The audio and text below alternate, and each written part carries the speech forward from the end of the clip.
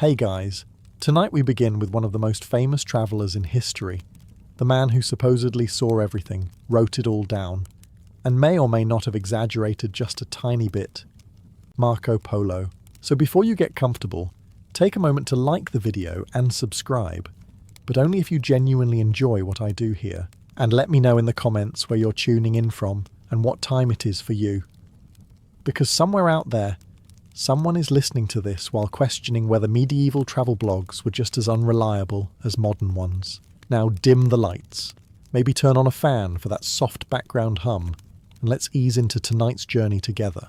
Let's confirm something right away. Because if you clicked this video, you're wondering one thing. Did Marco Polo lie about everything? Short answer, no. Long answer, no. But he definitely understood the assignment when it came to making things sound impressive. Picture this. You're a merchant from Venice, a city where people don't just trade goods, they trade stories. Ships arrive daily carrying silk, spices, and at least 3 exaggerated tales per sailor. By the time you're a teenager, you already know that the further away a place is, the less anyone can fact-check you.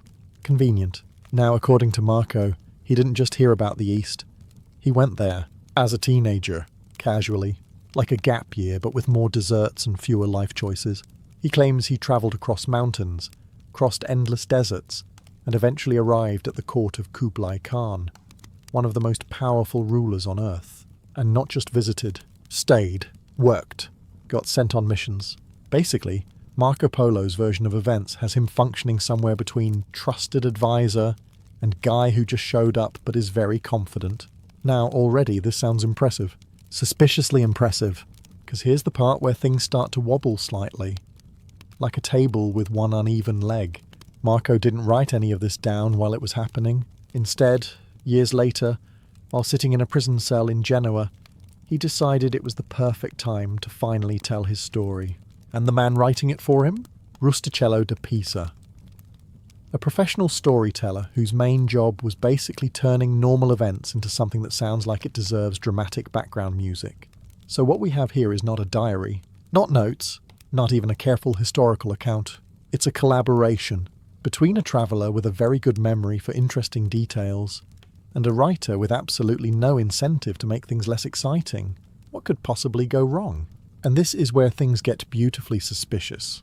Because Marco's book doesn't sound like someone cautiously reporting facts. It sounds like someone who knows you're about to fall asleep and is trying to keep you awake. Wait, it gets better. Then the city was even bigger. And then there was more gold. At some point, you're not sure if you're reading history or the medieval version of "Trust me, bro." But here's the problem. Some of what he says is actually correct. Shockingly correct. Which means you can't just dismiss him. You're stuck in this uncomfortable position where you're thinking, this sounds fake, but also weirdly accurate. And that's the genius of it. Marco Polo didn't just tell a story, he told it in a way that makes you question it, while still wanting to believe every word. Which, if we're being honest, is exactly what the best storytellers, and the most suspicious ones, tend to do. So now you have the setup. A well-travelled merchant, or at least a very confident one, sitting in a prison cell in Genoa with nothing but time, and an audience of exactly one. And not just any audience, a writer, which is either very lucky or very dangerous. Because the man listening to Marco Polo wasn't some bored guard half paying attention. It was Rustichello da Pisa, a guy whose entire career revolved around taking stories and making them more dramatic than they probably needed to be. So imagine the situation. You're Marco. You've got years of travel memories, some clear, some blurry, some probably mixed together like a medieval version of, wait, was that this city or the other one? And across from you is a professional storyteller thinking, this is good, but what if we made it better? Now add one more ingredient, prison boredom. There is nothing, absolutely nothing, that improves storytelling confidence like being stuck in a room with no distractions and someone willing to listen. Details become sharper, distances become longer, cities become bigger, and suddenly every minor inconvenience becomes a life-threatening ordeal. Because why not? It's not like anyone in Europe can just hop on a horse and go fact-check you. And this is where the tone of the travels really takes shape. It doesn't read like someone carefully documenting reality. It reads like someone remembering and performing. Then we crossed a desert. Okay. Then we crossed the greatest desert anyone has ever seen. There it is. Also, there were probably dangers. Many dangers. Trust me. Now, to be fair, Marco wasn't necessarily lying. He was doing something much more human. He was reconstructing his life into a story that made sense, flowed well, and, most importantly, kept his only listener interested. And Rusticello? He wasn't fact-checking. He was polishing, adding rhythm, structure, drama, turning a long journey into something that felt almost mythical. Which means what we end up with isn't a record. It's a performance captured on paper, and once you realise that, everything starts to make a lot more sense. Because the question isn't just, did Marco Polo lie? It's also, was he telling the truth or telling the best version of it? Now here's where things get annoying.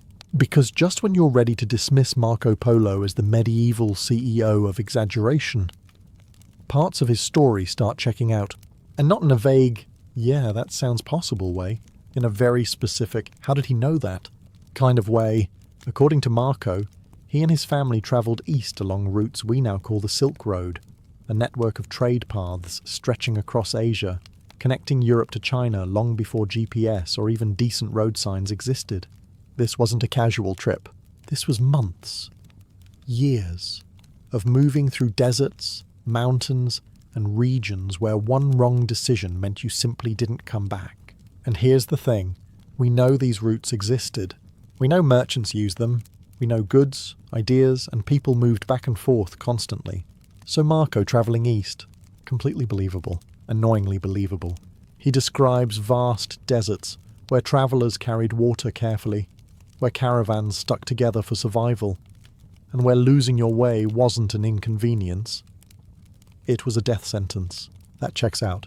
He talks about strange new goods, unfamiliar customs, and massive distances that made Europe feel small by comparison. Also checks out. So now you're in a weird position. Because the foundation of his story is solid, which means, if he is exaggerating, he's doing it on top of something real, and that's much harder to dismiss. Then, of course, comes the biggest claim, that he eventually reached the court of Kublai Khan, ruler of an empire so vast it made every European kingdom look like a medium-sized inconvenience. Marco describes the Mongol world as organised, efficient and powerful in ways Europeans had never imagined. Road systems, communication networks, trade routes protected by the state. It almost sounds modern. And again, here's the problem. He's not wrong. The Mongol Empire really did create one of the most connected systems of trade and communication the world had ever seen. So now you're stuck. Because this isn't the story of a man inventing nonsense. This is the story of a man who clearly knew things, mixed with moments that feel just a little too perfect. And that's where the doubt creeps in. Not because everything is false, but because just enough of it is true to make the rest harder to question. So by now you're starting to accept something uncomfortable. Marco Polo probably did travel east. He probably saw things most Europeans could only dream about. And he probably experienced a world far more advanced than anything back home. But then, he keeps talking, and this is where things go from impressive traveller to main character energy. According to Marco, he didn't just arrive at the court of Kublai Khan, he became useful, important, trusted. He claims the Khan liked him so much that he was sent on official missions across the empire, travelling to distant regions, observing local customs, and reporting back like some kind of medieval field agent, which sounds incredible.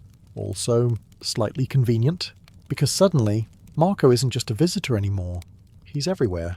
Every region he describes, he's been there. Every custom he explains, he saw it firsthand. Every detail, verified personally, of course. It's a very efficient way to establish credibility. Almost too efficient. Now here's the issue. The Mongol Empire, especially under Kublai Khan, was extremely well organised. They kept records. Lots of them. Names, officials, envoys. The kind of paperwork that makes modern bureaucracy look relaxed. And in all of that, no mention of Marco Polo. Not one. No trusted Venetian advisor. No young foreign envoy doing important missions. Nothing. Which creates a slightly awkward situation.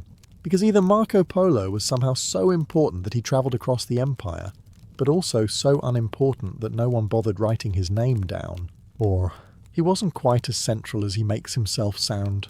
Now, to be fair, there's a middle ground here. It's entirely possible Marco was present at the court. Maybe he worked in some minor role. Maybe he travelled a bit. But when he tells the story later, those roles become upgraded. A small task becomes an official mission. A brief visit becomes extended service. A conversation becomes influence. Because let's be honest, if you're telling your life story years later, you're not going to say, yeah, I was kind of just there. No, you're going to say, I was trusted by the most powerful man in the world. And technically, no one in Europe could prove otherwise. Which makes it a very safe claim. And a very effective one. Because by the time you finish reading his account, you're no longer picturing a merchant observing events. You're picturing a man at the centre of them. And that shift? That's not an accident. That's storytelling. By this point, you're starting to get used to Marco Polo being selective, very observant when it helps his story, mysteriously blind when it doesn't. And this is where historians start leaning forward, narrowing their eyes and quietly saying, okay, but how did you miss that? Because Marco Polo describes a lot. Cities, markets, wealth, systems of government, all in impressive detail. He talks about paper money like it's the most normal thing in the world, describes trade routes, and even explains how the Mongol Empire functioned with surprising accuracy. And then he skips things that feel impossible to ignore. Let's start with the obvious one, the Great Wall of China. Now yes, the wall we see today was expanded later, but fortifications and large defensive structures absolutely existed during his time. Not small ones either. Big, visible. You would probably mention this kind of structures. Marco says nothing. Not a sentence. Not even a casual, by the way, there's a massive wall. Which is interesting. Then there's tea. China had been drinking tea for centuries. It wasn't rare. It wasn't hidden. It was everywhere. Marco, not impressed, apparently. Doesn't mention it at all. Which is a bit like someone visiting Italy and writing a whole book about it without ever mentioning pasta, coffee, or people arguing loudly in the street. Technically possible. Emotionally suspicious.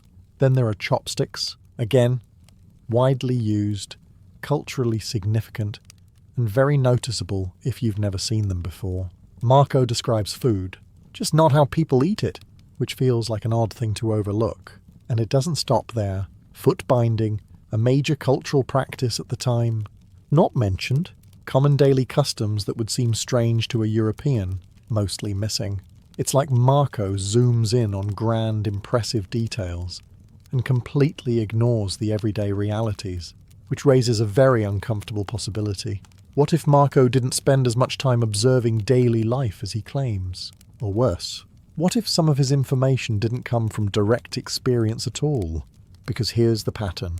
He's incredibly detailed when talking about big, impressive systems, and strangely vague, or silent, when it comes to normal, lived reality, almost like someone describing a place they understand broadly, but haven't fully experienced up close. And once you notice that pattern, it's very hard to unsee it, and just when you're ready to completely side-eye Marco Polo and mentally label him professional exaggerator with confidence, he does something very inconvenient. He's right. Not vaguely right. Not accidentally right. Very specifically, annoyingly right. Take paper money. When Marco describes it, he talks about a system where the government prints notes, people trust them, and they're used in everyday transactions instead of gold or silver. Now imagine hearing that in medieval Europe. You'd immediately assume this man had finally lost it. Paper is money? Sure. And next, you're going to tell me people carry tiny glowing boxes that show them maps and arguments. But here's the problem. In Yuan China under Kublai Khan, paper currency was very real. It was organized, state-controlled, and widely used. Marco didn't invent that. He described it accurately. Then there's coal. Marco mentions a black stone that burns better than wood and is used for fuel. Again, sounds strange to Europeans at the time. Also completely true. Coal was already in use in parts of China, and it would later become essential in Europe centuries down the line. So now you're dealing with a man who gets major, specific details correct, in a way that's hard to fake. And it doesn't stop there. He describes massive cities.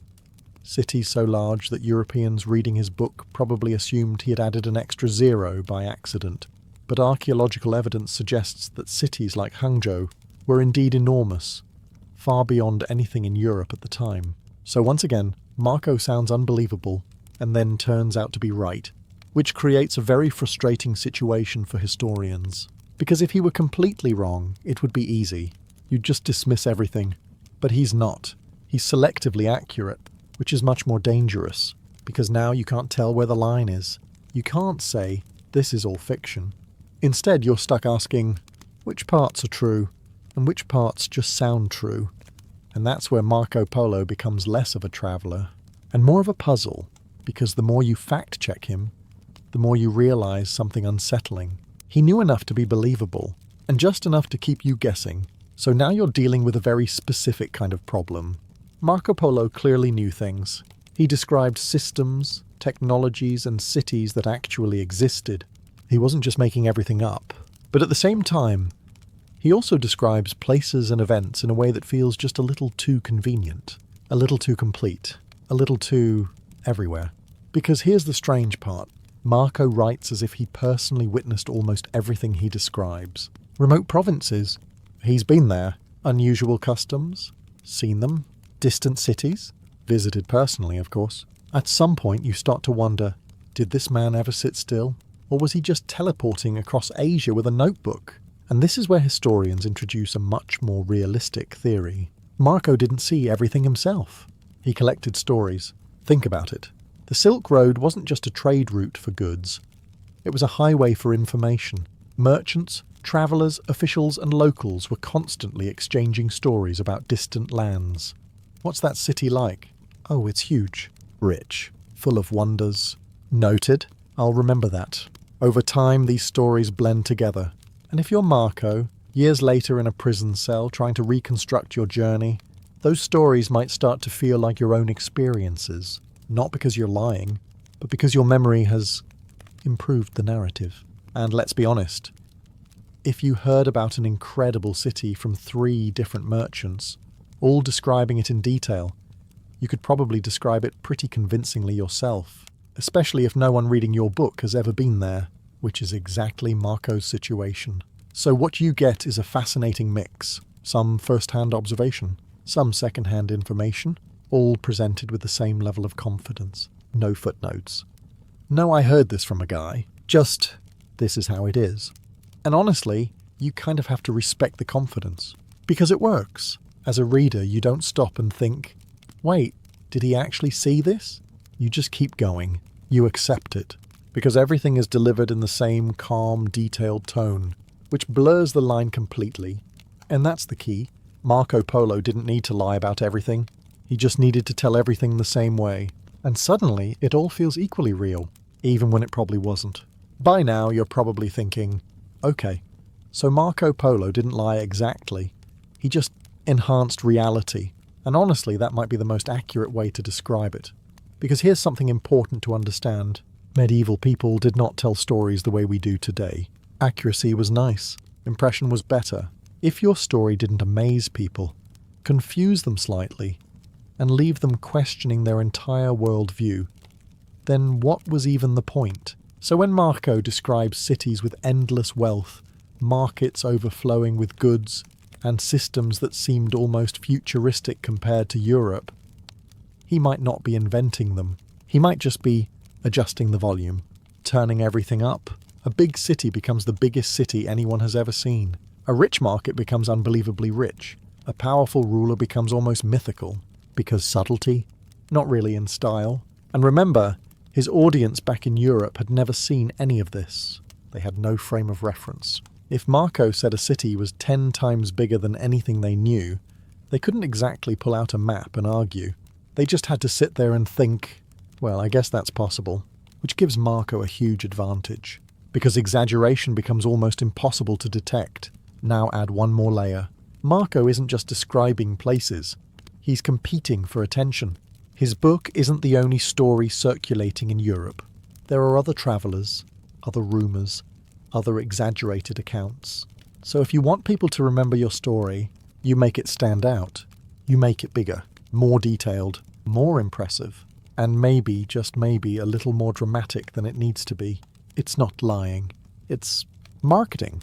Very early marketing. And when you look at it that way, Marco Polo starts to make a lot more sense. He wasn't trying to write a modern history book. He was trying to tell a story that people would actually listen to, and he succeeded, because centuries later, we're still talking about it, still questioning it, still wondering what was real and what wasn't, which means whatever he did, it worked, almost too well. At this point, you might be thinking, okay, but why didn't people just question Marco Polo more? Fair question, logical question, completely modern question, because medieval Europe wasn't exactly running peer-reviewed fact-checking committees. It was running on curiosity and imagination, and Marco Polo arrived at the perfect time. Europe knew very little about the East. Asia was this distant, mysterious place, rich, powerful, and just out of reach. People had heard stories, of course. Traders talked. Rumours spread, but nothing felt complete. Then suddenly along comes Marco with a full narrative, not fragments, not vague rumours, a full detailed account of lands, cities, rulers, and systems. And here's the key. It sounded believable enough. Not realistic enough to be boring, not absurd enough to be dismissed. Right in that sweet spot. Because if Marco had said, yeah, it's basically the same as Europe, nobody would care. And if he had said, there are flying dragons handing out gold coins, people would have closed the book immediately. Instead, he gives them something in between. Strange, but structured. Different, but logical. And most importantly, useful. Because merchants saw opportunity. Rulers saw potential alliances. Explorers saw destinations. Marco's story wasn't just entertainment. It was information. Possibly exaggerated information. But still information, and people wanted it to be true. That's the part we often forget. They weren't sitting there trying to debunk him. They were hoping he was right. Because if even half of what he described was real, that meant there was an entire world out there waiting to be reached. A world richer, bigger, and more advanced than anything they had ever known. And that idea? That's powerful. Powerful enough to override skepticism. Powerful enough to make people accept details they might otherwise question. Because belief, when it's convenient, is very easy. And Marco Polo, whether intentionally or not, gave Europe exactly what it wanted. A story that felt like discovery. Even if parts of it were still just out of reach of the truth. And once people believe something like that, it becomes very hard to take it away. By now you might be starting to respect Marco Polo, or at least respect his confidence. Because telling stories this bold, this detailed, and this hard to verify takes a certain kind of personality. But back home in Venice, not everyone was fully convinced. In fact, they gave him a nickname, Il Milione, which sounds impressive, until you realize it roughly translates to something like the man of a million exaggerations, or depending on how charitable you're feeling, the man of a million stories, which is a very polite way of saying, we're not entirely sure about this guy. And honestly, that nickname tells you everything you need to know about how people saw him.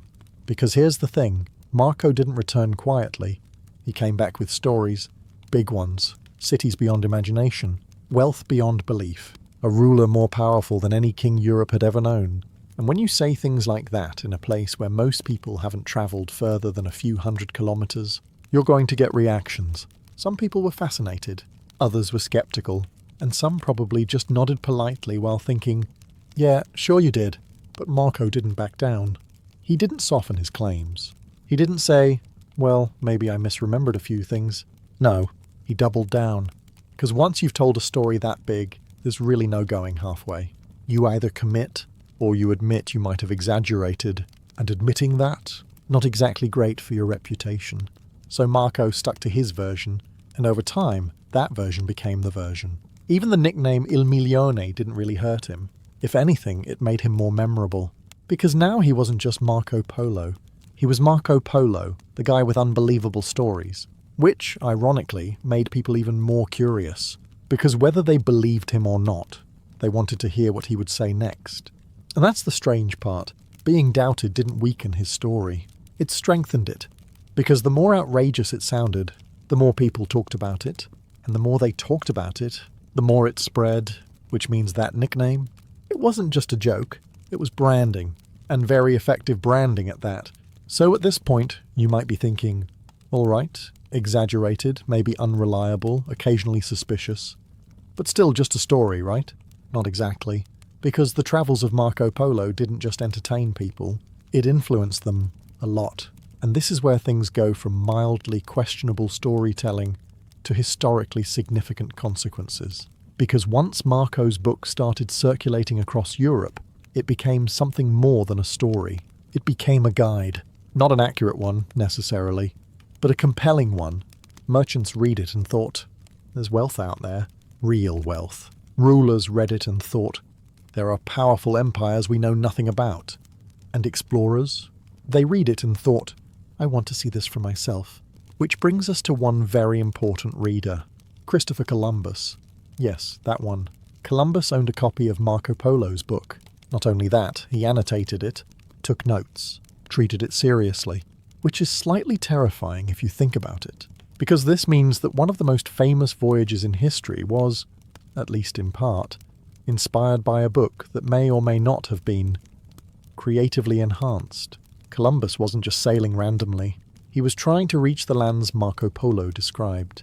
The wealth, the cities, the empire of Kublai Khan. He expected to find them. He just took a very wrong turn, which is one way to accidentally discover an entirely different continent.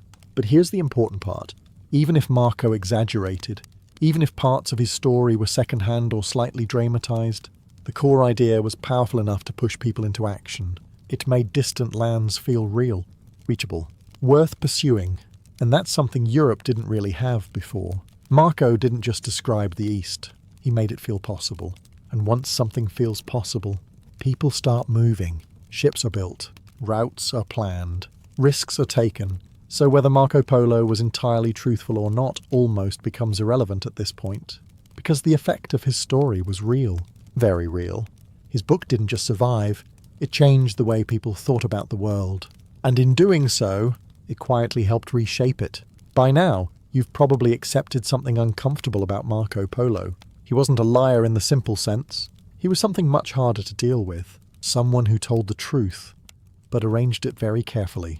Because when you look at the travels, it's not random chaos. It's structured, smooth, convincing, almost too convincing. And that's usually a sign that what you're reading isn't raw memory, it's edited memory. Think about how people tell stories today. You don't include every detail.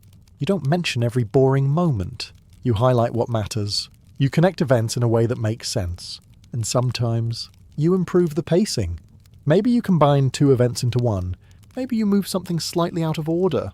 Maybe you emphasize the most impressive version of what happened.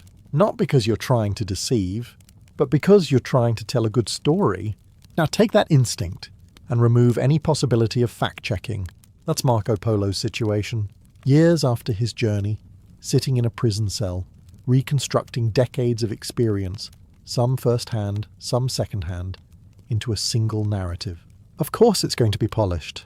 Of course it's going to feel cleaner than real life. Real life is messy. Stories aren't.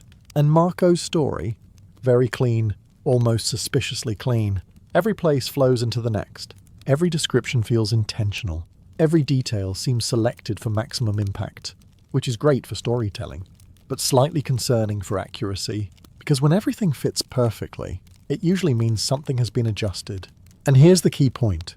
Marco didn't need to invent entire cities or cultures. Those already existed. All he had to do was present them in a way that felt bigger, smoother, more extraordinary. And suddenly, reality becomes something else, not false, just upgraded. And that's why historians struggle with him, because you can't just say, this is wrong. Instead, you have to say, this is probably true, but told in a way that makes it feel even more true than it actually was. Which is much harder to untangle, because once truth and storytelling are blended like that, they stop being separate things. They become the same narrative. And at that point, you're not just reading history anymore. You're reading history, rewritten to be unforgettable. Now let's talk about something even less reliable than medieval storytelling, human memory. Because by the time Marco Polo sat down in that prison cell in Genoa to tell his story, years had passed. Not days, not weeks, years.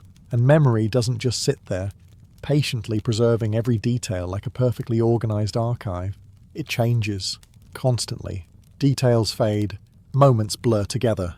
Distances stretch, and sometimes things improve, not intentionally, just naturally, because the brain isn't designed to store facts, it's designed to store meaning. So when Marco remembers a journey across a desert, he might not recall every step, every stop, every exact location. What he remembers is the feeling, the heat, the danger, the scale. And when he tells that story later, those feelings take priority over precise details, which is how a long journey becomes an epic one. Not because it didn't happen, but because it felt that way.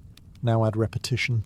If Marco told his story multiple times before it was written down, to friends, family, other merchants, each retelling likely refined it, smoothed it, made it more engaging, because that's what happens when stories are told out loud. You notice what gets reactions. You keep those parts. You drop the boring bits, and over time the story becomes optimized, more dramatic, more coherent, more memorable, and slightly further from the original experience. Again, not because of deception, but because of how storytelling works. Now add one final layer, the audience. Marco isn't telling his story to people who have been to Asia. He's telling it to people who haven't, which means there's no one in the room saying, wait, that's not exactly how that works. There's no correction, no pushback, just curiosity, and maybe a bit of disbelief, but not enough to stop the story. So what you end up with is something fascinating, a narrative shaped by memory, refined by repetition, and delivered to an audience that can't fully challenge it. Which means the story we have today isn't just what Marco experienced, it's what Marco remembered, after years of thinking about it, telling it, and improving it. And that's a very different thing, because memory doesn't lie. But it does edit.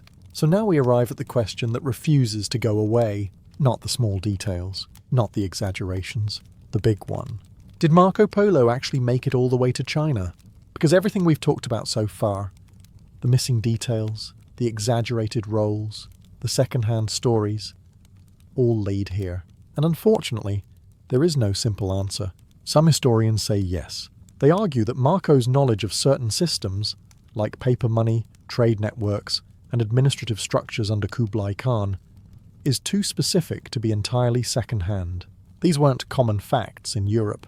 They weren't widely understood, and yet Marco describes them with confidence. That suggests exposure, real exposure. But then the doubts come back. No Chinese records mention him. No official documents place him at court.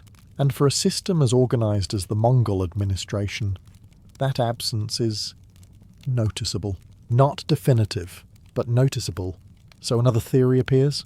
Maybe Marco did travel east. Maybe he reached parts of Central Asia, or even the edges of China. But maybe he didn't go as far as he claims, or didn't stay as long, or wasn't as involved as he suggests. In this version, Marco becomes something slightly different. Not a fraud, not a liar, but a traveller who saw enough to understand the world he was describing, and then filled in the gaps. Because once you have a general picture, it's surprisingly easy to complete it, especially when your audience has no way of checking. And let's be honest, if Marco had come back and said, yeah, I got pretty far, saw some interesting things, but didn't make it all the way, that's not exactly a bestseller. That's not a story people repeat for centuries. So instead we get the full version, the complete journey, the perfect arc, and maybe, just maybe, a few extra miles added along the way. But here's the part that makes this question so frustrating. Even if Marco didn't go exactly where he said he did, his story still reflects a real world, a real empire, real systems. So you can't dismiss him. You can only adjust him, which leaves us in an awkward but honest position. Marco Polo may not have been exactly where he claimed, but he was close enough to convince generations that he had. And sometimes, that's all it takes. So after all of this, the prison storytelling, the missing details, the surprisingly accurate descriptions, and the slightly suspicious confidence, we're left with one final question. What do we actually do with Marco Polo? Do we call him a liar? Do we call him a genius? Or do we accept something far less satisfying? That he was both, depending on the moment. Because here's the reality. Marco Polo did not invent an entire world. The places he describes existed. The systems he talks about were real. The empire of Kublai Khan was powerful, organized, and far more advanced in certain ways than anything Europe had at the time. That part is not in doubt. But the way Marco presents himself inside that world, that's where things become flexible. His role feels larger. His presence feels more central. His experiences feel slightly too complete.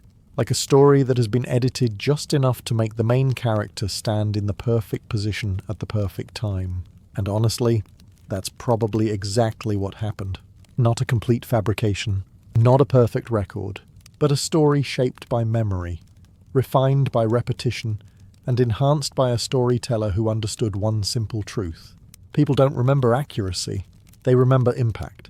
And Marco Polo delivered impact. He gave Europe a vision of the East that was vivid, structured, and just believable enough to stick. He made distant lands feel real. He made impossible journeys feel achievable. And whether every detail was accurate or not, that effect was undeniable. So no, he didn't lie about everything. But he didn't tell everything exactly as it happened either. He told the version that worked, the version that people would listen to, the version that would survive. And centuries later, here we are, still talking about him, still questioning him, still trying to separate the truth from the story, which, if you think about it, might be the most impressive part of all. Because in the end, Marco Polo didn't just travel across the world, he made sure the world would never stop talking about it. And that might be the greatest story he ever told. In the ancient world, where dust storms swallowed cities and rivers decided the fate of empires, there was said to exist a place so improbable it almost feels like a joke history decided to tell itself. The Hanging Gardens of Babylon, a paradise rising out of the desert, dripping with greenery, shaded by trees, and cooled by flowing water in a land where survival alone was considered a luxury. According to ancient writers, these gardens were not simply planted on the ground like any reasonable garden. No, that would be far too practical. Instead, they were stacked in massive terraces, rising layer upon layer like a green mountain carved by human hands. Vines spilled over stone walls. Palm trees swayed above the city. Exotic plants, imported from distant lands, thrived where they absolutely should not have. And right away you should be suspicious, because everything about this description sounds less like a construction project, and more like someone trying to impress their dinner guests. The story most often told is almost poetic. A powerful king, usually identified as Nebuchadnezzar, built the gardens for his homesick wife, a woman who missed the green hills of her homeland. So naturally, instead of, say, taking her on vacation or sending postcards, he decided to recreate an entire mountain ecosystem in the middle of Mesopotamia. Romantic? Absolutely. Practical? Not even slightly. And yet, ancient historians like Strabo and Diodorus Siculus described the gardens in vivid detail. Stone terraces, hidden irrigation systems, and water being lifted from the Euphrates River to nourish this artificial paradise. There's just one small problem. No one has ever found them. No ruins. No clear references from Babylonian records. Nothing that definitively proves they were ever there. For something considered one of the greatest wonders of the ancient world, the Hanging Gardens have left behind an almost suspicious absence of evidence, which raises an uncomfortable question. Were they real? Or were they simply a story repeated so many times that it became history? Because sometimes the most powerful monuments are not built from stone, but from imagination. If the Hanging Gardens were as spectacular as ancient writers claimed, you would expect one thing above all else: clear, consistent evidence, detailed records, local inscriptions, maybe even a proud Babylonian king casually mentioning, "Yes, I built a literal jungle in the desert. You're welcome." Instead, we get silence, and not just any silence, the kind of silence that makes historians deeply uncomfortable. The descriptions of the Hanging Gardens of Babylon come almost entirely from outsiders. Greek and Roman writers like Strabo, Diodorus Siculus, and Philo of Byzantium painted vivid pictures of cascading terraces, ingenious irrigation, and impossible greenery. There's just one issue. None of them had actually seen the gardens. Most of these accounts were written centuries after the supposed construction of the gardens. They relied on second-hand stories, traveller tales, and, let's be honest, probably a fair amount of embellishment. Ancient writers were not exactly known for strict fact-checking. If a story sounded impressive enough, it often made the cut. Meanwhile, the people who should have mentioned the gardens didn't. The Babylonians themselves, masters of record-keeping, left behind thousands of clay tablets documenting everything from trade deals to astronomical observations. Yet in all of this, there is no clear, direct reference to the Hanging Gardens. No royal inscription from Nebuchadnezzar boasting about his greatest architectural achievement. No administrative texts describing the maintenance of such a massive project. Nothing. And that's not a small detail you forget to write down. This is the same civilization that carefully recorded the construction of walls, temples, and canals. If they had built one of the most complex and awe-inspiring structures in the ancient world, you would expect at least one tablet saying, "Reminder, water the giant elevated forest." Instead, the only voices describing the gardens come from far away and long after the fact, which leads to an unsettling possibility. What if the Hanging Gardens weren't a Babylonian creation at all? What if the story was misunderstood, misplaced, or even entirely invented by later writers trying to make sense of fragments of older traditions? Because when you strip away the poetic descriptions and the romantic legends, what you're left with is not a clear historical record, but a puzzle made of second-hand stories, missing evidence, and just enough detail to keep us wondering. When history becomes uncertain, storytelling tends to step in and clean things up. And in the case of the Hanging Gardens of Babylon, the explanation offered is almost suspiciously perfect. A powerful king builds a paradise for his homesick queen. Simple, emotional, memorable. According to tradition, the gardens were commissioned by Nebuchadnezzar II, one of Babylon's most ambitious rulers. His wife, often identified as Amytis, was said to come from a mountainous region where green hills and forests stretched across the horizon. Babylon, by contrast, was flat, dry, and about as lush as a sun-baked brick. So naturally, the king decided to fix that by building an artificial mountain. Because when your spouse misses home, the obvious solution is to recreate an entire ecosystem. The story is undeniably appealing. It humanizes a powerful ruler. It transforms a massive engineering project into a romantic gesture. It gives the gardens a purpose that goes beyond wealth or display. It makes them personal. And that's exactly why historians are cautious. Because the more perfect a story sounds, the more likely it has been polished over time. There is no solid Babylonian record confirming that this queen ever requested such a garden. No inscription where the king proudly declares his love through irrigation systems and imported trees. In fact, much like the gardens themselves, the romantic narrative exists mainly in later accounts, retold, reshaped, and possibly exaggerated with each passing generation. It fits too well. Ancient writers loved stories that explained grand structures through human emotion. A temple wasn't just built, it was built for a god's favour. A monument wasn't just raised, it was raised out of grief or love. These narratives made complex achievements easier to understand, and more importantly, easier to remember. So the idea of a king building the Hanging Gardens of Babylon for his wife may tell us less about Babylon, and more about how later cultures wanted to interpret it. Because if you remove the romance, what remains is far less poetic. A massive, resource-heavy construction project in a desert environment, requiring constant water, labour, and maintenance. Not exactly the kind of thing you build purely out of affection, unless your version of love includes logistical nightmares. And yet the story persists, because even when the facts are uncertain, people tend to hold on to the version that feels true. A king, a queen, a garden that should not exist. It's a beautiful explanation, which is precisely why we have to question it.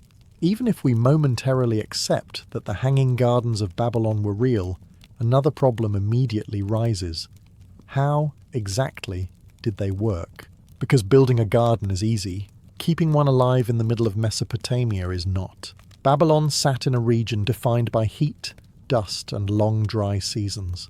The sun was relentless, the soil was unforgiving, and water, despite the presence of the Euphrates River, was not something you could casually carry uphill in large quantities.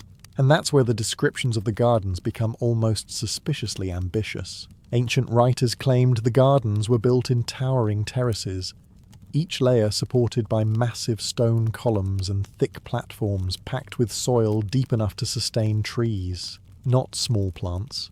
Actual trees with roots, weight, and the audacity to exist far above ground level, which raises a very practical question. How do you stop all of that from collapsing?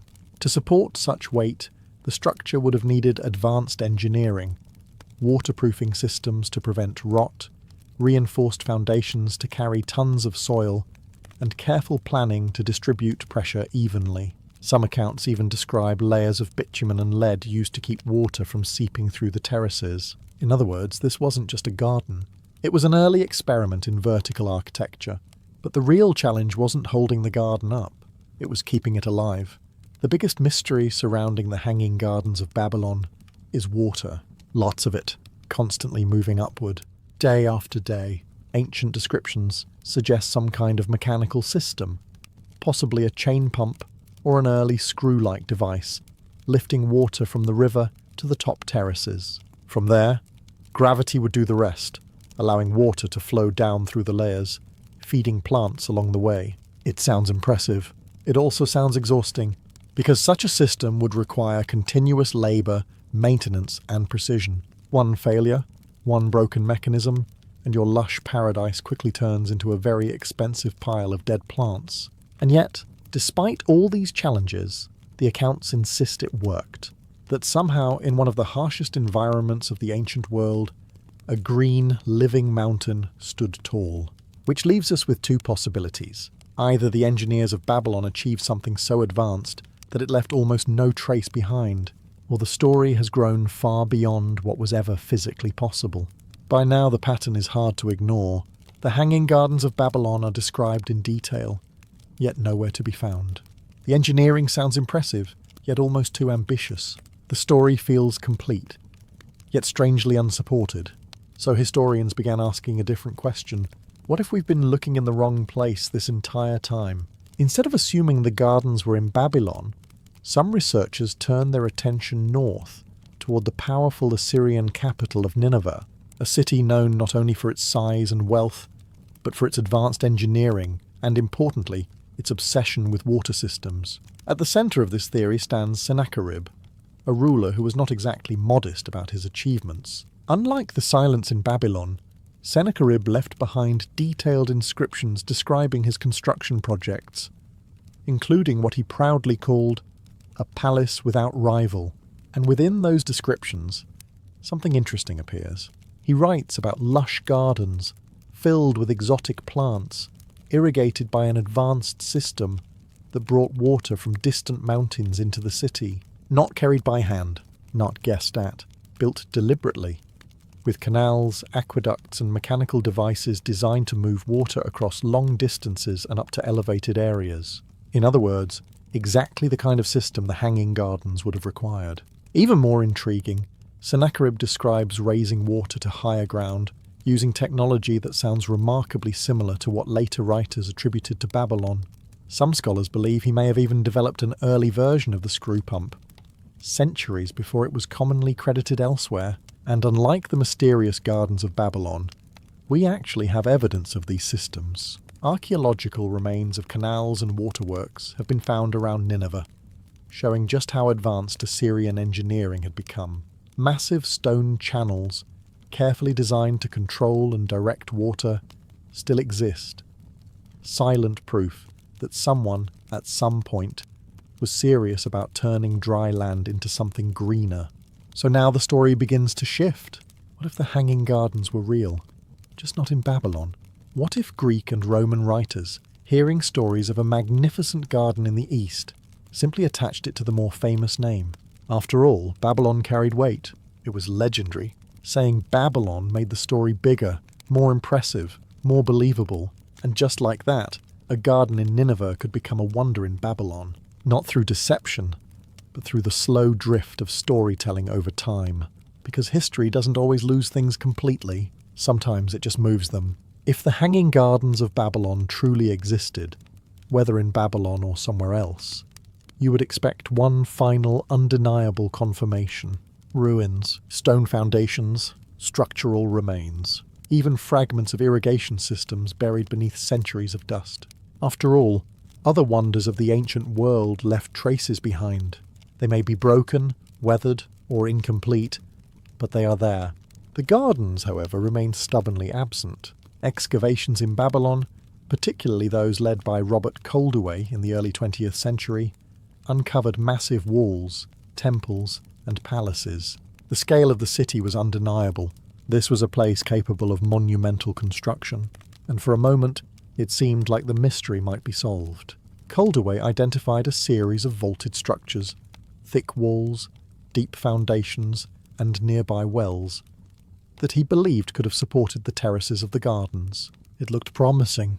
The layout suggested strength. The proximity to water hinted at irrigation, but the more closely it was examined, the less convincing it became. Those structures were eventually understood to be part of a storage or administrative complex. Useful, yes, but not exactly the kind of place where you would grow palm trees several stories high. There was no clear evidence of soil layers, no botanical remains, no signs of the extensive waterproofing that such a project would have required. In short, it didn't match the legend. And that pattern keeps repeating. Despite decades of excavation, no definitive trace of the Hanging Gardens of Babylon has been found in Babylon.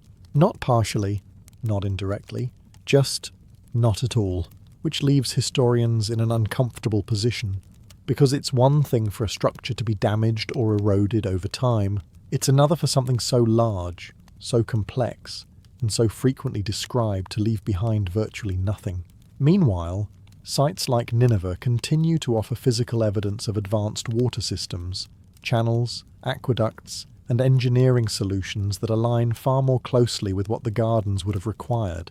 So the silence in Babylon becomes louder, not just an absence of evidence, but a presence of doubt. And the more we dig, the more the mystery deepens. Because at some point, you have to ask a question that historians don't always like to admit out loud. If something leaves no trace, was it ever really there? Or have we been chasing the shadow of a garden that existed only in the imagination of those who described it? At this point, the Hanging Gardens of Babylon exist in a strange place. Somewhere between history and imagination. Not fully proven, not fully dismissed. Suspended, much like the gardens themselves were said to be. And that might be the most important clue of all. Because the ancient world did not separate fact and storytelling the way we try to today. A story didn't need to be perfectly accurate to be accepted. It just needed to feel true. If it captured power, beauty, or wonder, it survived. And the Hanging Gardens had all three. Greek writers, fascinated by the East, often described distant lands in ways that blended observation with imagination. Cities grew larger in their telling. Palaces became more extravagant. And when something couldn't be easily explained, it was elevated into something extraordinary. A garden in a dry land? That's impressive. A garden rising in terraces, defying nature itself. That's unforgettable. Over time, repetition did the rest. One writer builds on another. Details are added, refined, sometimes exaggerated. What begins as a possibility slowly hardens into a widely accepted fact. Not because it was proven, but because it was told often enough and well enough. And the 7 wonders of the ancient world played a major role in this transformation. The list wasn't created as a strict archaeological record. It was more like a collection of must-see marvels, a kind of ancient travel guide for the curious and the ambitious. Inclusion wasn't based on surviving evidence, but on reputation, scale, and the ability to inspire awe. The Hanging Gardens fit perfectly. Even if no one could point to them with certainty, the idea of them was too powerful to ignore. A green paradise in the desert wasn't just an engineering feat. It was a symbol of control over nature, of wealth beyond imagination, of a world where kings could bend the environment itself to their will. And once that idea took hold, it didn't matter whether the gardens were real in a physical sense. They became real in the cultural sense. They appeared in texts, in teachings, in the shared understanding of what the ancient world had achieved. Generations grew up believing in them, repeating the story, passing it forward without questioning the foundation beneath it. Because sometimes, belief is stronger than evidence. And sometimes, a story doesn't need stone foundations to stand. It just needs to be remembered.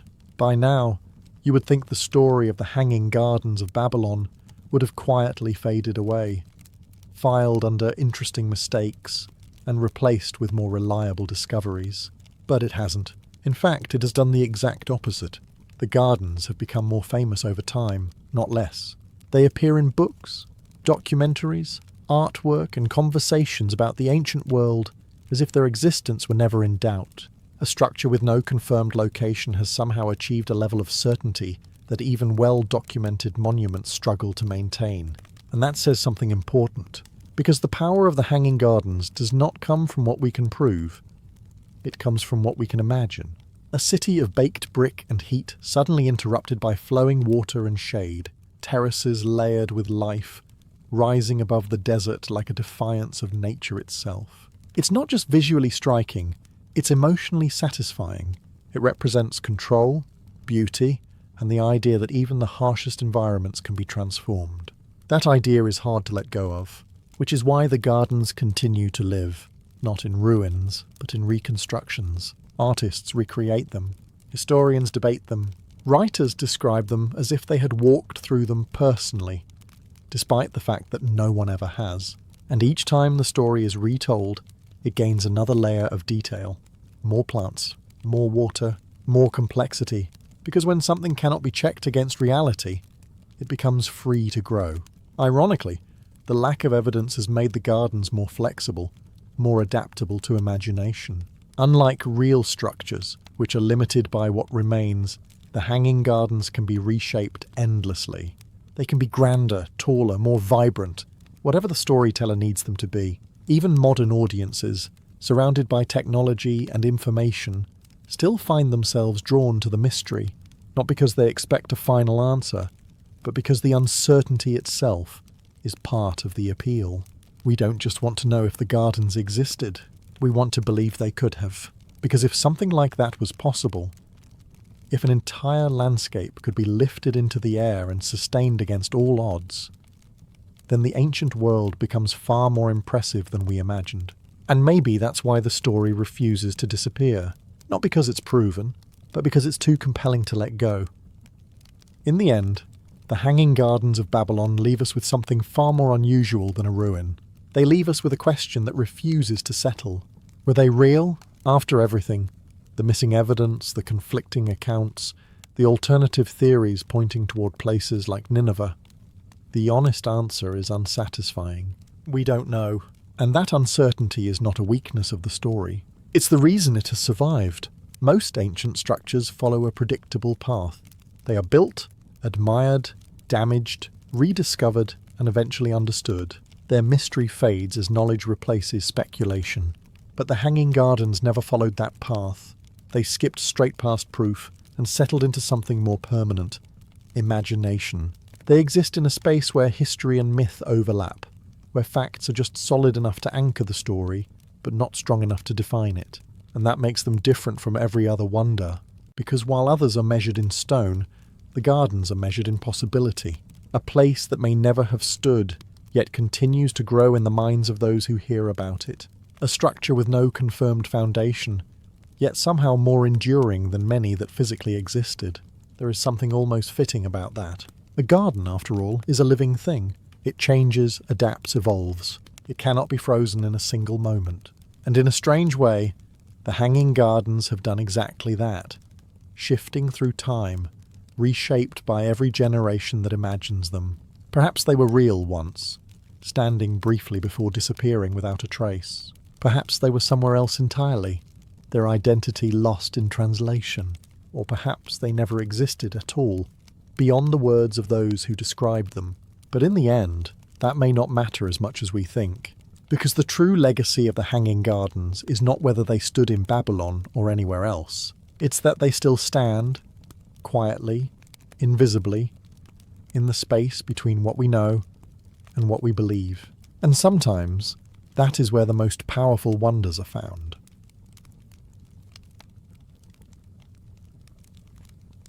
Before he became a legend carved into the memory of continents, Alexander the Great was simply a young ruler standing at the edge of expectation and deciding it wasn't nearly enough. He came to power at just 20, after the sudden assassination of his father, Philip II of Macedon, The kingdom he inherited was strong but fragile. Enemies waited at the borders.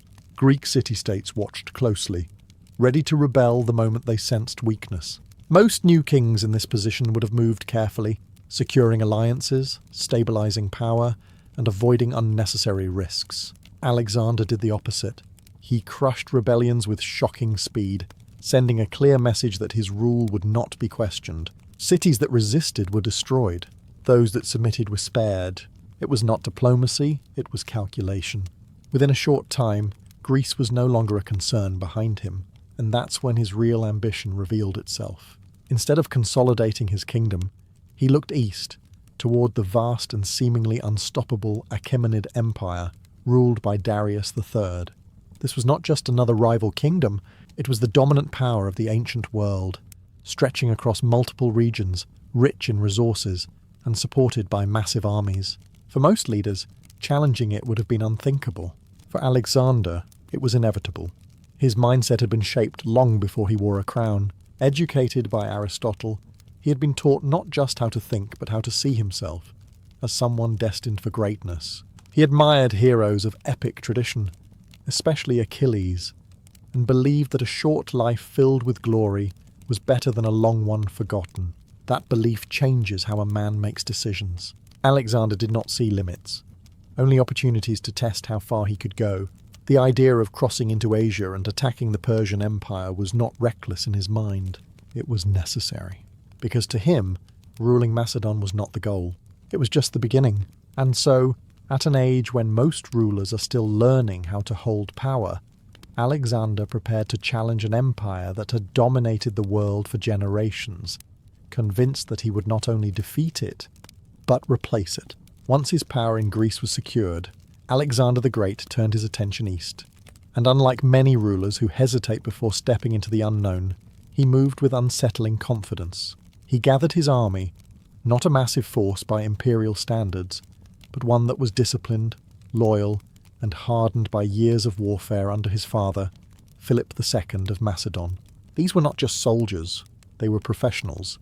They trusted their king, and more importantly, they believed in him. Still, what he was about to do bordered on absurd.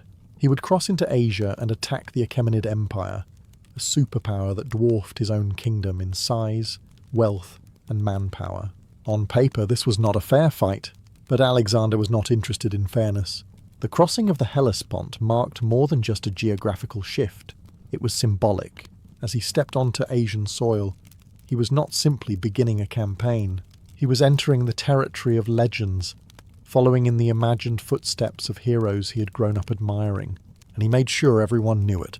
According to later accounts, he visited the site associated with ancient Troy, honouring the memory of Achilles. It was a calculated gesture. He wasn't just a king leading an army. He was presenting himself as part of a larger story, one that connected myth and reality. Then came the first real test. At the Battle of the Granicus, Persian forces met him near a river, confident that they could crush this young invader before he became a serious threat. They had numbers, terrain, and experience on their side. Alexander had speed, and a willingness to take risks that bordered on reckless. Instead of waiting or negotiating, he led a direct assault across the river, attacking uphill against a prepared enemy. It was the kind of decision that could have ended everything before it truly began. But it didn't. His forces broke through. The Persian defences collapsed. And just like that, the first major obstacle was gone. It was more than a victory. It was proof. Proof that the Persian Empire could be challenged. Proof that this campaign was not a desperate gamble, but something far more dangerous. Because now, Alexander and his army knew something they couldn't unknow.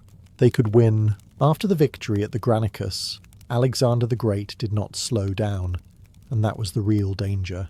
Because one victory can be dismissed as luck, two begins to look like a pattern.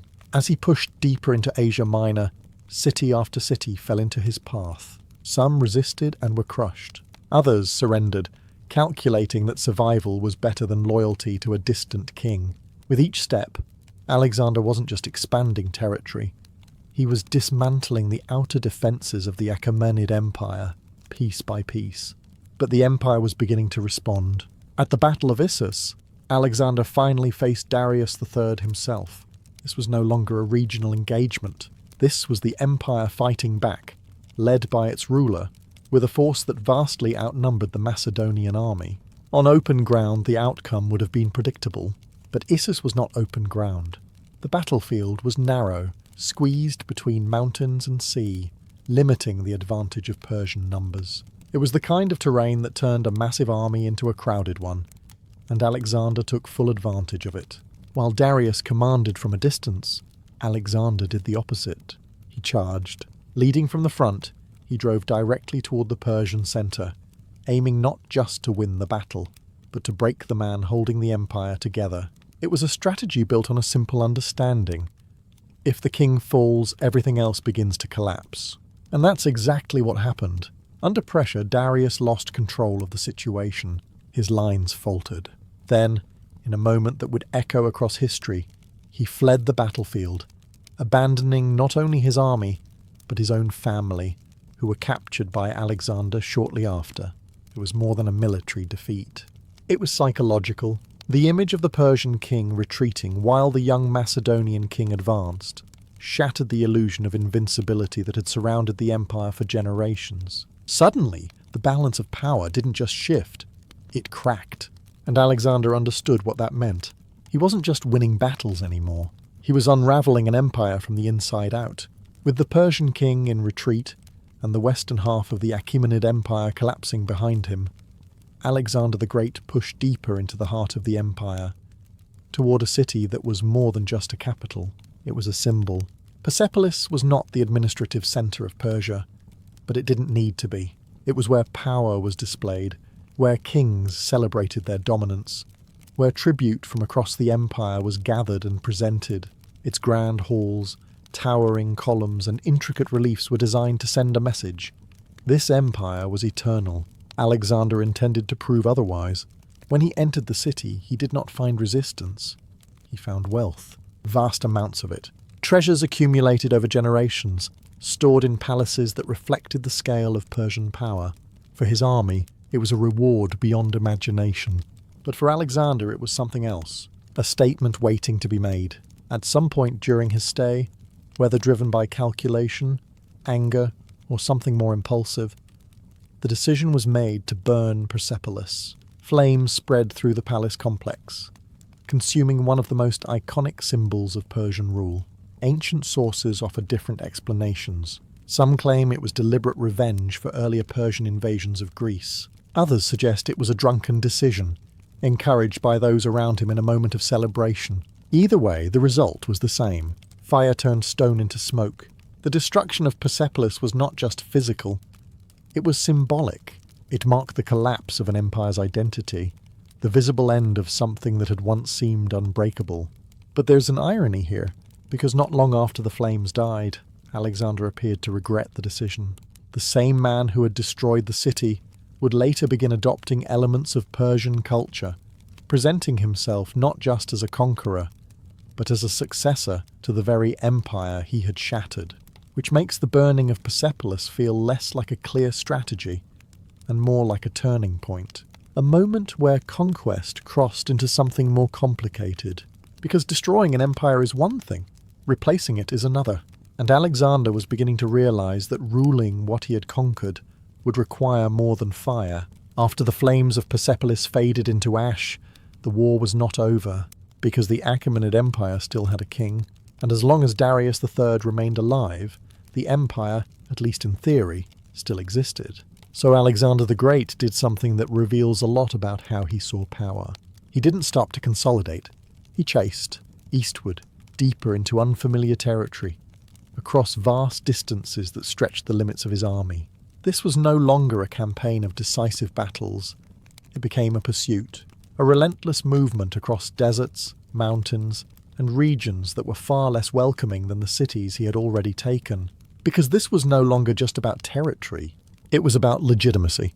If Alexander could capture Darius, he wouldn't just be a conqueror. He would be the undisputed ruler of the Persian world. The man who didn't just defeat an empire but inherited it. But Darius was always just out of reach. Retreating further east, relying on loyalty that was beginning to crack, he tried to regroup, to rebuild, to maintain the illusion that he was still in control. But the longer he fled, the weaker that illusion became. Eventually, the pursuit ended. Not with a battle, but with betrayal.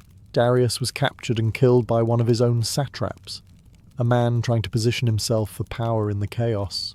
When Alexander finally reached him, the Persian king was already dead, left abandoned, his empire effectively leaderless. And in that moment, something shifted. Alexander did not celebrate. Instead, he reacted with something closer to anger. He ordered that Darius be given a royal burial, honouring him as a king, and the man responsible for his death was hunted down and executed. On the surface, it looks like respect, but it was also something else, a message. By honouring Darius, Alexander wasn't just showing mercy, he was stepping into his place, positioning himself not as a foreign invader, but as the rightful successor to the Achaemenid Empire. The chase had ended, but the conquest had changed, because now Alexander was no longer just destroying an empire, he was becoming it. With Darius III dead and the Achaemenid Empire effectively leaderless, Alexander the Great stood at a strange crossroads. He had done what few thought possible. He had broken the empire. Now he had to decide what to do with it. And instead of ruling it as an outsider, he made a choice that confused, frustrated, and even angered many of his own men. He began to adopt it. Alexander started incorporating Persian customs into his court. He wore elements of Persian dress. He introduced ceremonies and rituals that were foreign and uncomfortable to his Macedonian companions. He began surrounding himself not just with Greek and Macedonian elites, but with Persian nobles, integrating them into positions of power. To him, this was practical. To his army, it looked like betrayal. They had followed him across continents, fought impossible battles, and watched him dismantle the empire piece by piece. And now, instead of celebrating their dominance, their king seemed to be blending with the very culture they had defeated. But Alexander wasn't thinking like a conqueror anymore. He was thinking like a ruler of something much larger. The Persian Empire had survived for so long, not just because of military strength, but because it knew how to govern diverse populations. It allowed local traditions to continue. It adapted. It absorbed. Alexander saw the value in that. If he tried to impose purely Macedonian rule across such a vast territory, it would fracture. Resistance would grow. Control would weaken. But if he positioned himself as the natural successor, respecting Persian traditions while maintaining his authority, he could hold it together, at least in theory. One of the most controversial moments came with the introduction of proskynesis, a Persian gesture of respect that involved bowing or even kneeling before the king. To Persians, this was normal. To Macedonians, it felt like something reserved for gods, not men. And Alexander expected them to do it. That didn't go well. Tension grew within his ranks. Some saw him as evolving. Others saw him as losing himself. The line between king and god, between leader and ruler of an empire, was becoming blurred. And the deeper he moved into the east, the more that line seemed to disappear. Because Alexander was no longer just conquering lands. He was reshaping identity, his own, and that of the empire he now ruled. By the time Alexander the Great had secured the core of the Achaemenid Empire, most rulers would have stopped. He didn't, because for Alexander, there was always something beyond the horizon.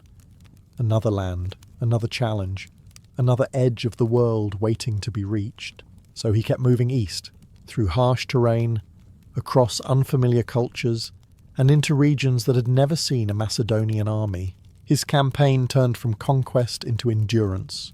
The battles were no longer just against organized empires, but against distance, climate, and exhaustion. And still, he pressed forward.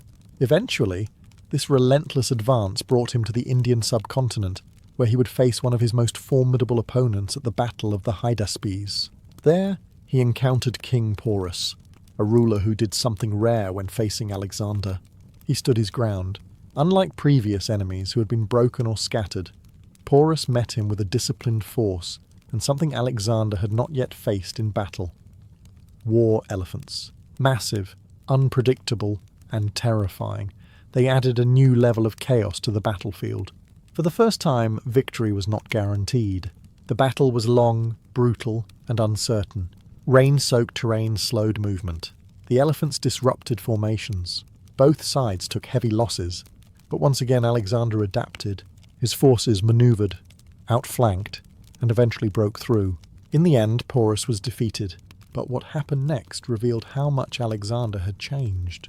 Instead of executing or humiliating him, Alexander asked how he wished to be treated. Porus replied simply, as a king. And Alexander agreed. He allowed Porus to retain his rule, effectively turning an enemy into an ally. It was no longer just about domination. It was about control through respect, through integration, through understanding how to govern rather than just conquer. But even as he won, something was beginning to crack. His army, tired, far from home and increasingly uncertain, had reached its limit. They had followed him across continents, through endless campaigns, chasing a vision that seemed to expand with every victory. And now, standing at what felt like the end of the world, they refused to go further. For the first time, Alexander could not move forward, not because of an enemy, but because his own army had decided it was enough. For the first time since the campaign began, Alexander the Great faced something he could not defeat. Not an army, not a king, his own men. After years of marching, fighting, and pushing beyond every known boundary, his army refused to go any further east.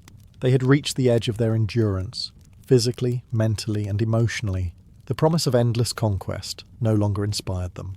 It exhausted them, Alexander argued, pleaded, and tried to reignite their ambition. But the answer remained the same. No, and so, reluctantly, he turned back. But the return journey would prove to be just as brutal as the conquest itself. Instead of retracing a safer route, Alexander chose a path through the Gedrosian Desert, one of the harshest environments his army had ever faced. It was a decision that still raises questions, whether it was meant to prove a point, test his men, or simply assert control one last time. Whatever the reason, the result was devastating. Heat, thirst, and exhaustion began to take their toll almost immediately. Supplies ran out, water became scarce, soldiers collapsed under the relentless sun, animals died, equipment was abandoned. What had once been a disciplined, unstoppable force slowly turned into a struggling column of survivors. And yet Alexander endured it with them. He refused special treatment, sharing in the same conditions as his soldiers. At one point, when offered water that could have saved him, he reportedly poured it onto the ground rather than drink while his men went without. It was a powerful gesture, but it didn't change the reality. The return was no longer a triumph, it was survival. By the time they emerged from the desert, the army that had crossed into Asia years earlier was no longer the same. It had been reduced, hardened, and transformed by everything it had endured, and so had Alexander. Because somewhere along the way, the line between ambition and obsession had begun to blur. The drive that once led him to impossible victories had also led him into decisions that cost thousands of lives. He had conquered an empire, but the journey back revealed the cost of pushing too far for too long. And for the first time, the question was no longer how much more he could take, but how much more he could hold together. By the time Alexander the Great returned to the heart of his empire, he had achieved something almost impossible. He had destroyed the Achaemenid Empire, burned its symbols, chased down its king, and then, just as unexpectedly, rebuilt it in his own image. Greek and Persian cultures were no longer separate worlds. They had been forced together, blended through conquest, marriage, and administration. On the surface, it looked like success, but underneath, cracks were already forming. Alexander began planning even more campaigns, toward Arabia, perhaps even beyond. His ambition had not slowed. If anything, it had grown. The idea of stopping, of stabilizing, of simply ruling what he had already taken, never seemed to fully take hold. And then suddenly everything stopped anyway.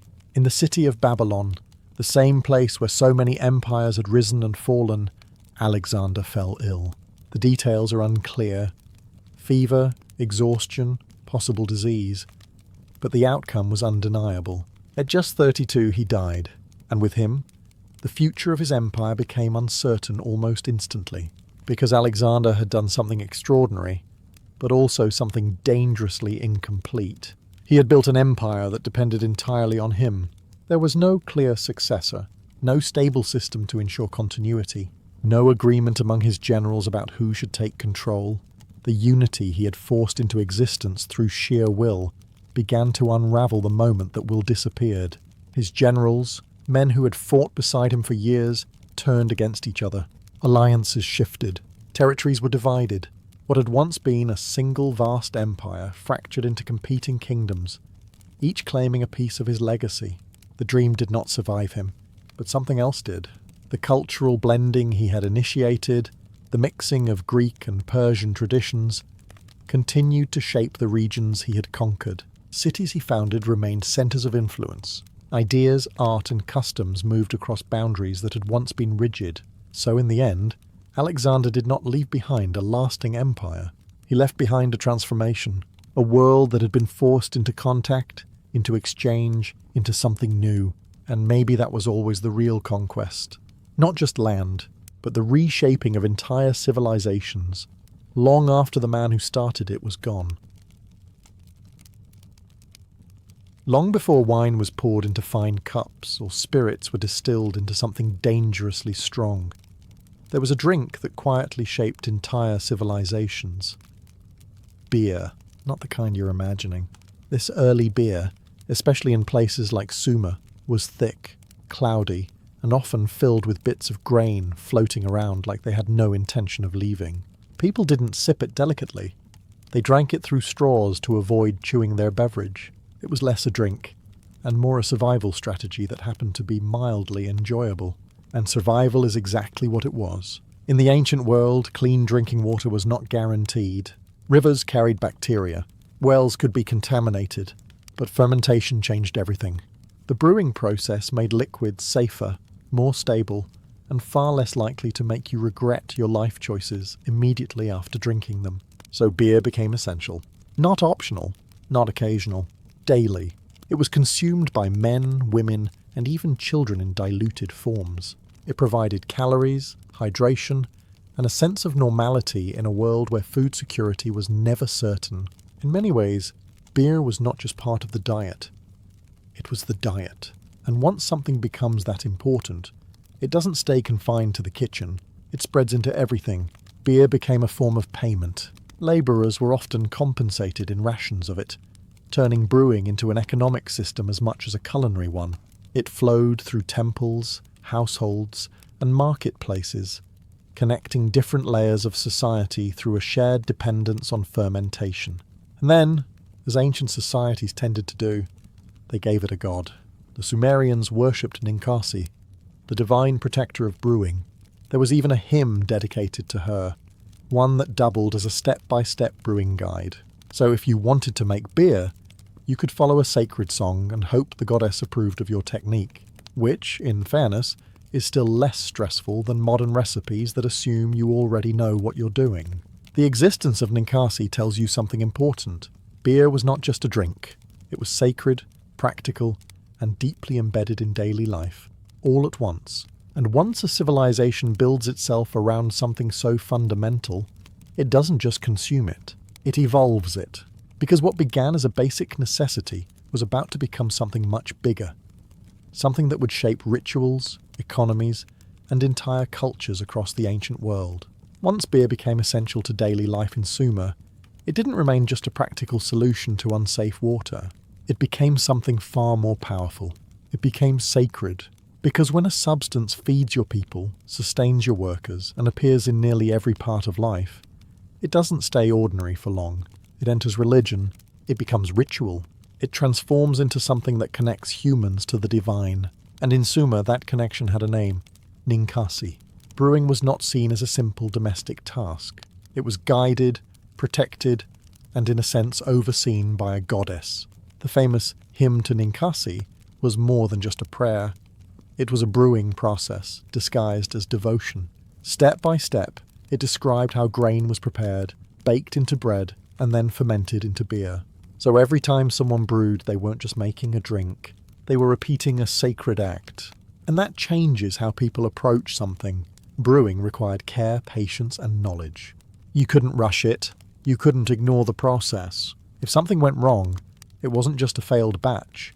It could be seen as a failure to respect the divine order behind it, which is probably one of the earliest examples of people blaming a higher power for a bad outcome. But beyond humour, this belief gave brewing structure. Temples played a major role in production. Beer was not only made in homes, It was produced in large quantities in religious centres, where it was distributed as offerings, rations, and part of ceremonial life. It was poured out to honour the gods.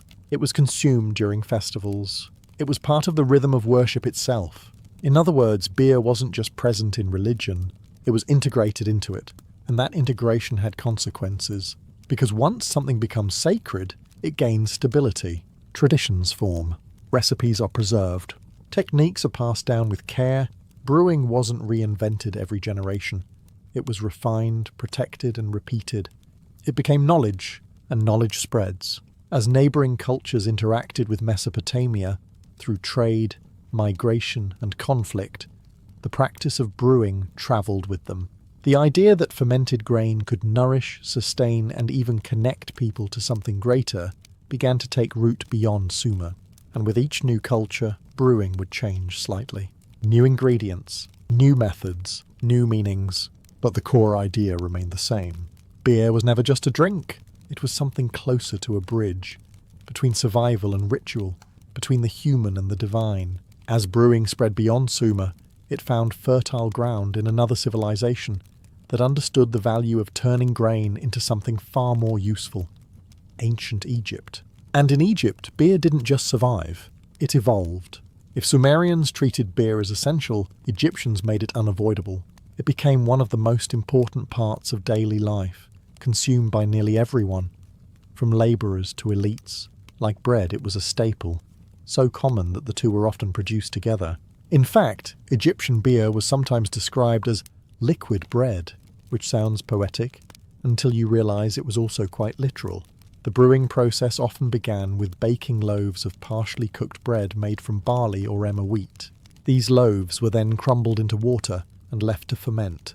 What resulted was a thick, nutrient-rich drink, cloudy, slightly sour, and packed with calories. Not exactly refreshing by modern standards, but incredibly effective. Beer provided hydration, energy, and nutrients in a single form. In a hot climate where clean water could still be unreliable, this made it indispensable. Workers building massive projects, including those associated with places like Giza Pyramid Complex, were often paid in beer rations, just as they were in bread. So if you imagine ancient Egyptian labour, you should probably also imagine a steady supply of beer nearby, because without it, the system doesn't really work. But beer in Egypt wasn't just for survival or labour. It had a spiritual role as well. Offerings of beer were made to the gods, placed in tombs, and included in rituals connected to the afterlife. The idea was simple. If beer sustained you in life, it should sustain you in death as well, which is a level of commitment to a beverage that modern culture can almost respect. Different types of beer existed, varying in strength, flavour, and quality. Some were coarse and everyday. Others were refined and reserved for higher status individuals. Brewing became both a household activity and an organised industry, with specialised production in larger facilities. And just like in Sumer, this consistency mattered, because once a civilization depends on something this much, it doesn't leave it to chance. It perfects it. Egypt didn't invent beer, but it transformed it into something structured, scaled, and deeply embedded in both life and death. A drink that wasn't just consumed, but relied upon. By the time beer had taken root in both Sumer and ancient Egypt, it was no longer just a necessity or a ritual object. It had become something else entirely. Power. Because when a society depends on a product every single day, something that feeds its people, pays its workers, and supports its religious life, that product becomes more than sustenance. It becomes control. In both Mesopotamia and Egypt, brewing was not left entirely in private hands. While households could produce their own beer, large-scale production was often tied to institutions, temples, palaces, and administrative centres. These were not just places of worship or governance, they were economic hubs. Grain was collected, stored, and redistributed. Workers were organised, and beer, along with bread, became a standardised form of payment. Instead of coins or abstract currency, people were compensated with something immediately useful. You worked. You received beer. Simple, effective, and impossible to ignore. This system allowed authorities to maintain a steady workforce. Labourers building infrastructure, maintaining cities, or working in fields didn't need to negotiate wages in a modern sense. Their survival was directly tied to the distribution of essential goods controlled by those in power. And beer was at the centre of it, which meant brewing wasn't just about making a drink. It was about managing a population. If supply remained steady, people were fed, hydrated and productive. If it faltered, unrest could follow. So brewing became organised, monitored, and in many cases standardised. Measurements, recipes and distributions were recorded to ensure consistency. Not out of curiosity, out of necessity. Trade also began to develop around brewing. Grain moved between regions. Different areas developed their own styles and techniques. What started as a local survival method began to connect wider networks of exchange. And once something enters trade, it gains value beyond its original purpose. Beer could now represent wealth, status and influence, not just nourishment. It also created specialization. Not everyone brewed anymore. Some individuals and groups focused entirely on production, refining their methods, increasing efficiency, and improving quality. Brewing shifted from a shared household activity into something closer to an organized craft. And with that shift came another layer of importance, because now controlling beer meant controlling not just survival, but economy. And once something becomes economic power, it rarely stays simple. It grows, spreads, and adapts, just like the civilizations that depended on it. As brewing spread across regions and cultures, it began to change. What started in Sumer as a thick, bread-based drink and evolved in ancient Egypt into a structured staple did not remain the same everywhere. Once beer moved beyond its original environments, it adapted, shaped by climate, crops, and local taste. And this is where brewing becomes more than tradition. It becomes identity. Different regions had access to different grains. Barley remained common, but other cereals began to appear depending on what the land could support. The flavour, texture and strength of beer started to vary. Some were lighter, others heavier. Some were consumed fresh, while others were allowed to ferment longer, creating stronger effects, which, unsurprisingly, made them more popular. But ingredients weren't the only thing changing. Techniques evolved as well. Fermentation was still not fully understood. People didn't know about yeast in a scientific sense, but they understood patterns. They knew which conditions worked, which didn't, and how to repeat successful results. Brewing became a process guided by observation and experience, refined over generations. And as this knowledge spread, so did experimentation. Herbs, fruits, and other flavouring elements began to be introduced in certain regions. Before hops became common much later, ancient brewers used whatever they had available to adjust taste, preserve the drink, or simply make it more enjoyable. Not all experiments were successful, but enough were to push brewing forward. And with variation came distinction. Beer was no longer a single, uniform product. It became regional, local, recognisable.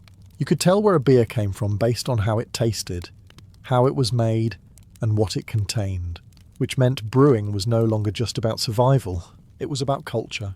Drinking habits began to reflect social structures. Some beers were everyday staples. Others were reserved for elites or special occasions. Certain types became associated with rituals, while others remained tied to labour and daily consumption.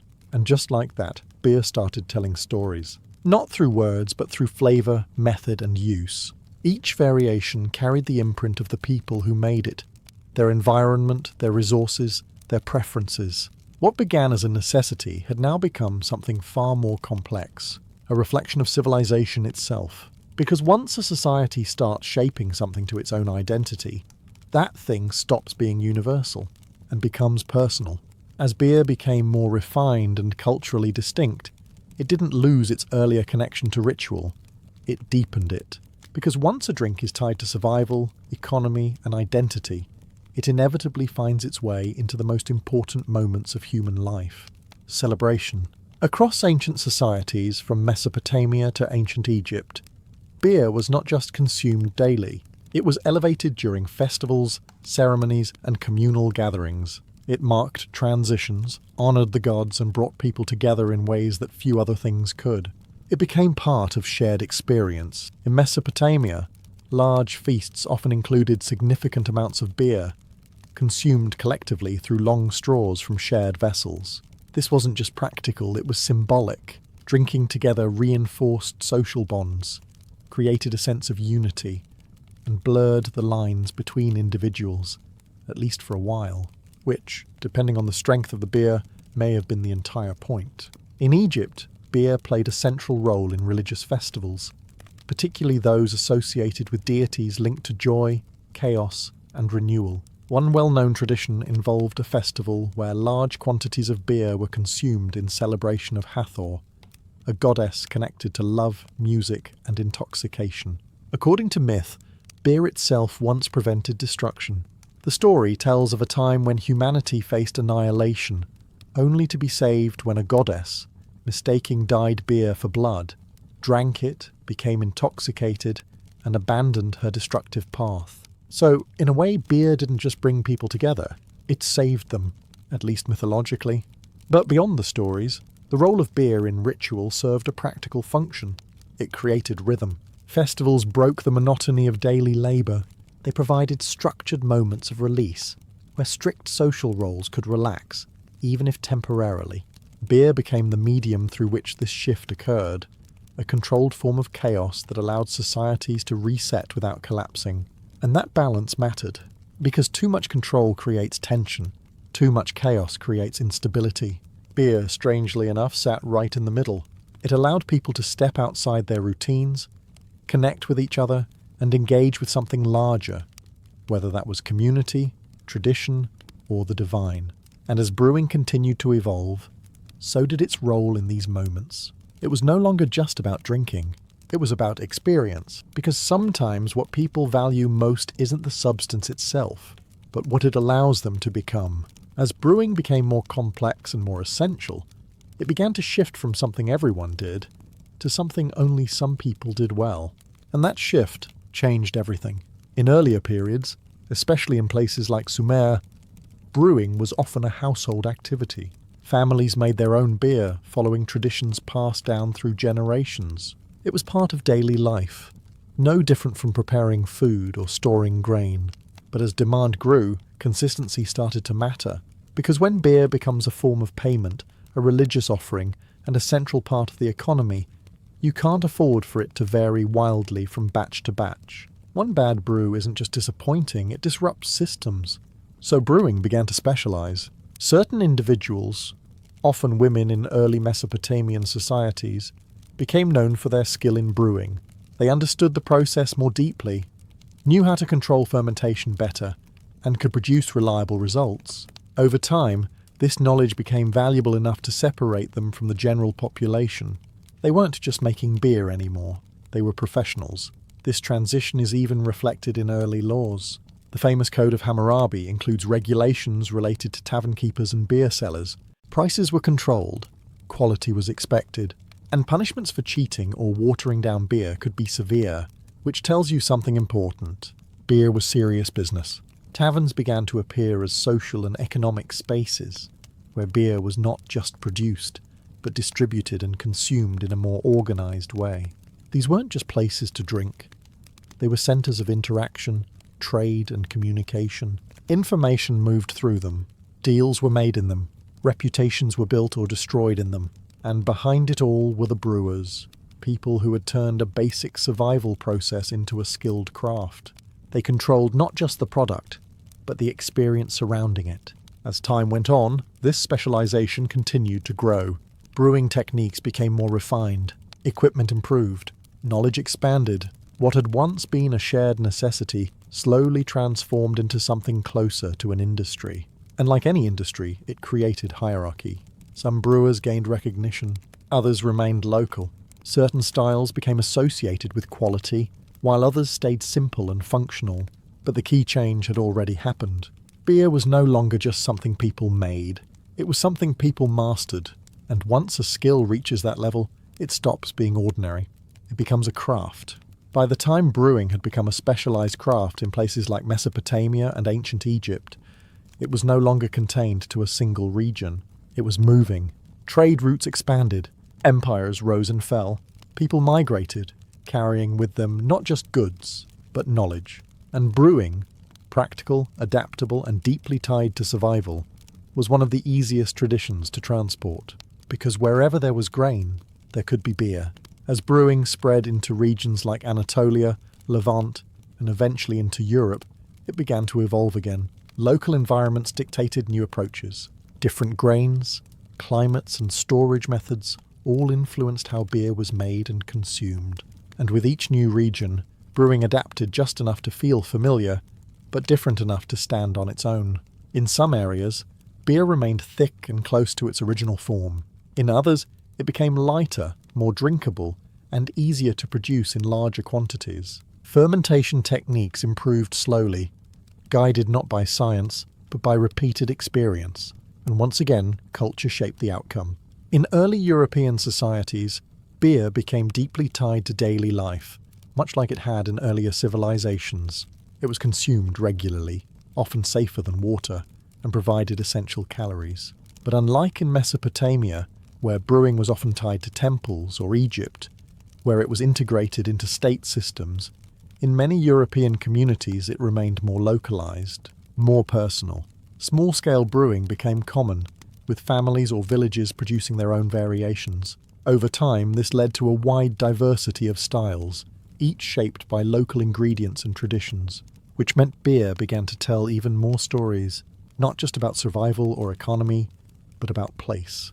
At the same time, trade ensured that ideas didn't stay isolated. Techniques moved along with merchants. Ingredients were exchanged. Knowledge blended across regions, slowly pushing brewing toward greater complexity. And yet, despite all this change, one thing remained consistent. The purpose. Beer still nourished, still connected people, still played a role in rituals, labor, and daily life. It had changed in form, but not in function. It was still, at its core, a solution.